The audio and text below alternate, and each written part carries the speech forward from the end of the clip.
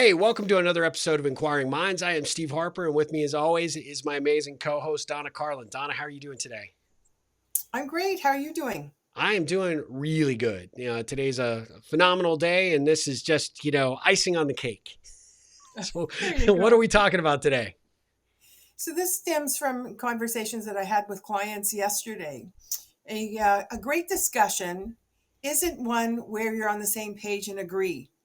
That's an easy discussion. A great discussion is when you explore divergent viewpoints, and a magical discussion happens when you take bits and pieces of those viewpoints and co-create something brand new that's incredibly powerful and gets you going. Consensus is comfortable. Dissent makes you smarter. I like that. So, what you're really saying is I should disagree with everything you say.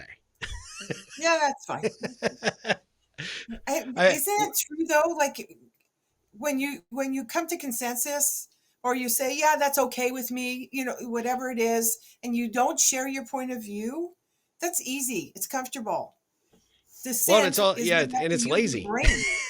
It's a lazy. lot of times.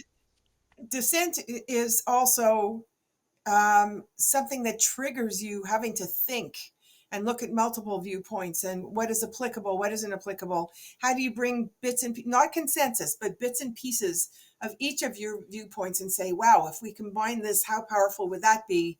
And you percolate on it. That is energizing. It really makes you work for that, end decision or idea. So, think about that. How often of late have you agreed because you just didn't want to go there? Or you agreed because you didn't think that your viewpoint was smart enough or good enough to actually share it, so you stayed quiet? Well, I think it happens a lot for a lot of people. It does.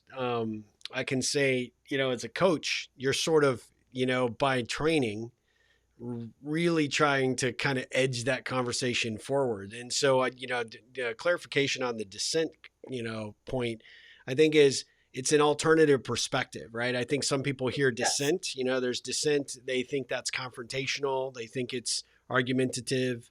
It's maybe, uh, intentionally trying to further a disagreement. And that's not what we're saying. We're saying, offering up a alternative to the perspective that's been put on the table. And I think one of the ways that you do that in conversation to keep it respectful and to actually pull out the bits that I think are conducive to a much more successful dialogue where you can gain additional insight and different perspective. And you take a little bit of what you have and a little bit of what the other person has is by saying, look, here are three things that I think that I hear from what you're sharing and in my interpretations of it. Or, here's what are three things that you take from what I'm sharing?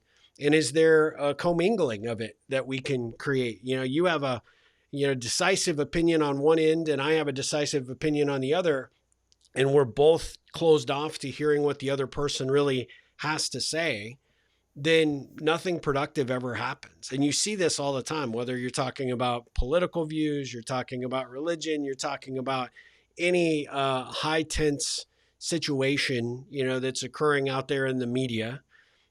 You'll have people that just will dig their heels in for the sake of digging their heels in because Yeah. that's sort of how we've been cultured, right? And the Oh, yeah. reality is, I think it comes down to having a more proactive approach to how you want to communicate, how you want to be seen, how you want to be heard, but also the respect and, quite honestly, the admiration you have for the other person that's on the other side of the issue, that you are willing to be open to it. And you just start there, right? Figuring out a way to say, look, that's an interesting perspective. Here's what I think I heard, or here's a few points that I took from what you said.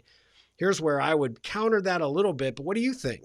Always furthering that collaborative approach. Like, come into the water. It's warm. It's not as scary if we can have a dialogue and conversation about it.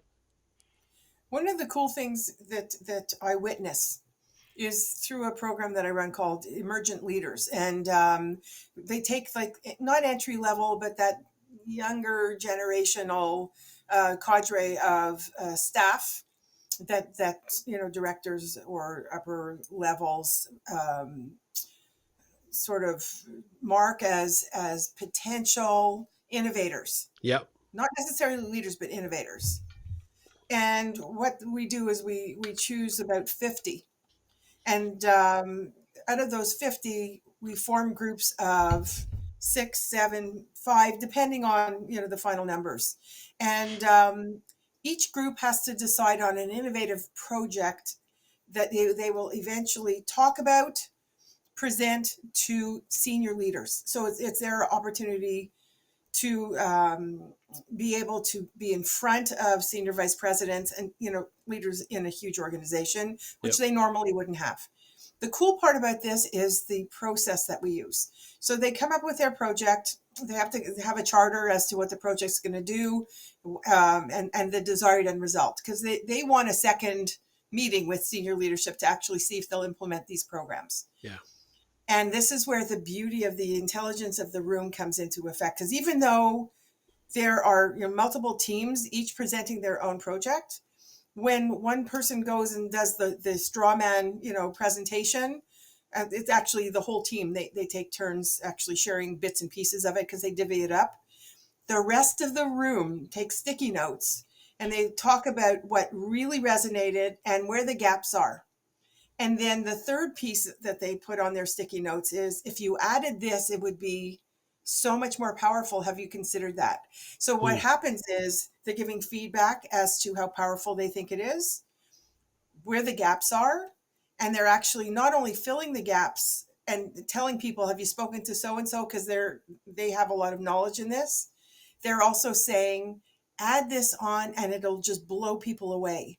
So what they're doing is taking the initial idea and adding to it and co-creating as an entire room something that each team is going to just blow them out of the water on.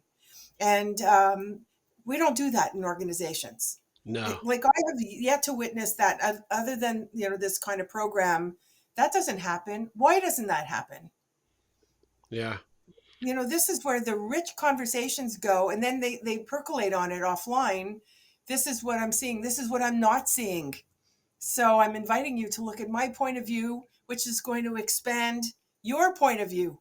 And so it goes and it grows and gets bigger and more powerful. Yeah, I think it comes down to, especially within organizations, really how you're setting that table for that, right? At the end of the day, I could see a senior leader saying, "Here's the new idea," and being immediately put on the defense because somebody says, "Here's your gaps that I see, and here's some alternative approaches that you could take." The reality is that unless you have created that as part of your culture in this feedback loop, and I think that starts with the leader, like when you have to solicit that. You have to say, I welcome you into this conversation. I invite you to help me co-create and collaborate on this, because there are things that you bring that are informed by your experiences or your knowledge that I may not have direct, I may not know directly, right? I may not have that direct experience like you do. So I want that. I think the reality is that a lot of people get stuck in that I'm the one that took the chance, or I'm the subject matter expert, and I'm not open to, or I'm not interested in other people's feedback about what I'm doing or what I'm saying or how I'm presenting it. And that's the problem, is that we, it's kind of like if it wasn't invented here kind of mindset, then it didn't happen. And a lot of people are that way, right? I Yeah. think I was giving a presentation recently up at a college that was, we were talking about one of the challenges people have relative to connecting anyway, as individuals. And it's because we have been grown and sort of reared into a competitive mindset with other people. And you see it a lot in ideas and connection, in that we focus so much on what's in it for me as opposed to what's in it for someone else, that we lose that sense of collaboration and that sense of uh, cooperation and co-creation, because we feel like at Yeah. the end of the day, if we didn't do it, then I'm not, I'm somehow devalued because I didn't come up with all the answers, or I didn't have all the solutions. And so any dissent, as we talk about, right, it gets looked at as sort of a competitive threat to our subject matter authority at the front of the room, or as the author of the presentation, or the head of the committee, or whatever it is. And how many opportunities are lost because we're not able to set the stage correctly so that we can end up with the final best possible result, whether that's the best possible conversation or the best possible project outcome or the best possible company, right? And I just think this is a really interesting topic because I see it in so many different environments where the ego starts to work against us all, and it becomes more of a kind of knuckle punch, kind of back and forth in a lot of of collaboration. And the way that you're approaching it I love, because it really does say, look, hey, this could be right and it could be wrong, but here's a perspective I would like to put onto the table. I'd like to offer it up for consideration. Take what you can, and I'll take what I can from your side, and maybe we come up with something completely better. The process itself is anonymous. That's the other thing.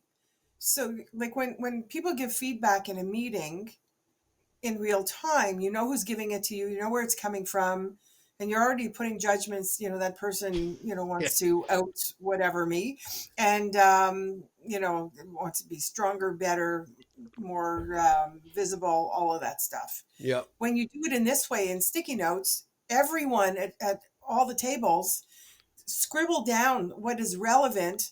I gather them, give them to the table, that just did the presentation. They have time to review it after, right? And what they do is they synthesize. Okay, good point. Something's missing. Let's fill it in. That's a great idea. And so what they're doing, they're not looking at where it's coming from. They're looking at the idea and the feedback.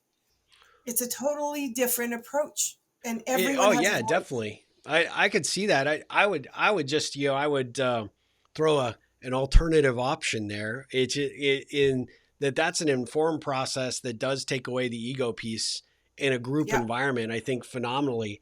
But how, for our listeners, could we set the stage for that dialogue to happen just like right now, right? At the end of the day, when we have another conversation with another human being, I think, hey, this is my perspective, but I am open to other ideas and other thoughts. And I want to invite you into this conversation to freely share what your thoughts are, because I think you probably have a couple of points. I have probably a couple of points. And what if we could end up with a completely different perspective than what we entered into that conversation with? I find I know that people will hear that and think, that sounds great and kind of pie in the sky in terms of how I would really interact or have a conversation or start a conversation with another human Mhm. being. But the reality is that we can make our own rules, and if you can inform how you come to the table as a open-minded, collaborative individual who is acknowledging, hey, this is the work I've done up to this point, and I'm open to input and feedback, and not necessarily even criticism, but relative, like you said, some dissenting perspectives and points of view and experience that you have. I want to be willing to come to the table with my hands open to say, look, I am open enough to recognize I'm not the foremost expert at this, or I may not know everything. Even if I consider myself an expert, I am still evolving and learning as an individual, as a leader, and being able to set that stage for somebody to say, okay, I get this. Well, maybe I'll test it. Maybe I will, Yeah. let me throw a few things that I don't think Donna's going to really like or want to hear, but let's see how open really she is. And then when you meet it, kind of, with open arms, that, yeah, that's a great perspective. I like it. What if we take a little bit of this and a little bit of that? And all of a sudden now you have the ability to change culture in your organizations and how people view you and how they respond and communicate with you. So there's 2 points. One is in response to what you just said, somebody shares something with you, and it gets your back up for whatever reason.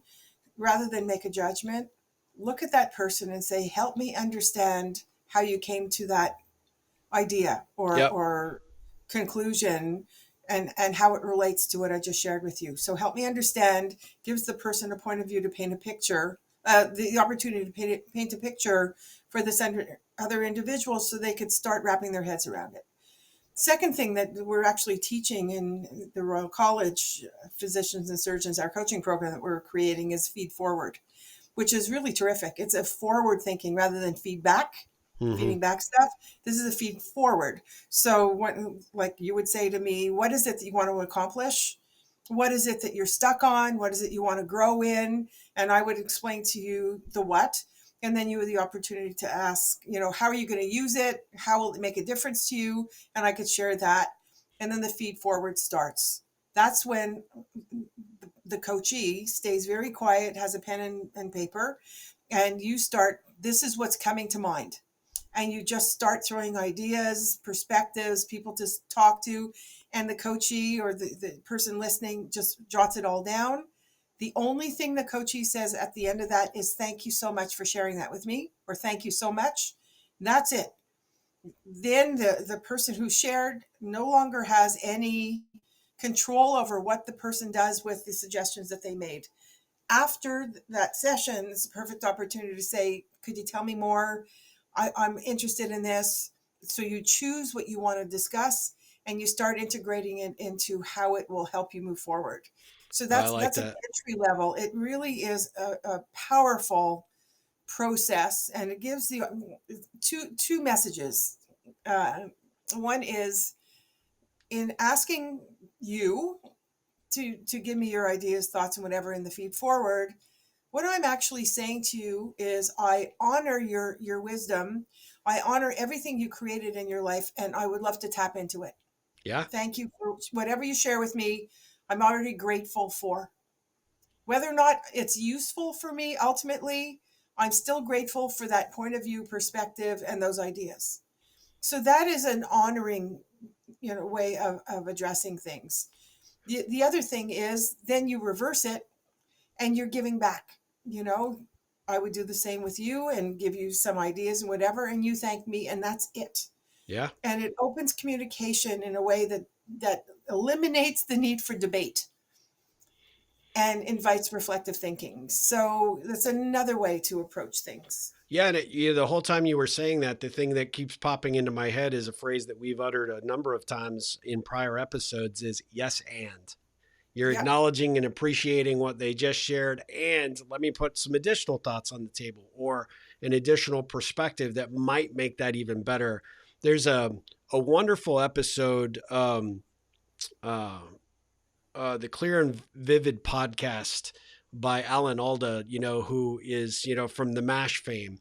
But Yep. he has an episode that he did, and our listeners, our audience can look this up, that he did with Tina Fey, and it's very much about how to co-create in the moment, right? And be able to acknowledge and respect the other party, even if they are saying or sharing things that maybe you don't necessarily agree with, or that you have a alternative opinion, is by respecting what just came out of the other person's mouth. You're acknowledging and appreciating it, and you're able to walk through a warm door by offering up some additional perspectives. And I think the episode is really well done. I highly recommend it. I've listened to it several times, but the point being is, I think, in the reason that we wanted to bring this topic up is whether you are in a group environment, there's obviously opportunities to do this both in a formal or like you said, an anonymous way.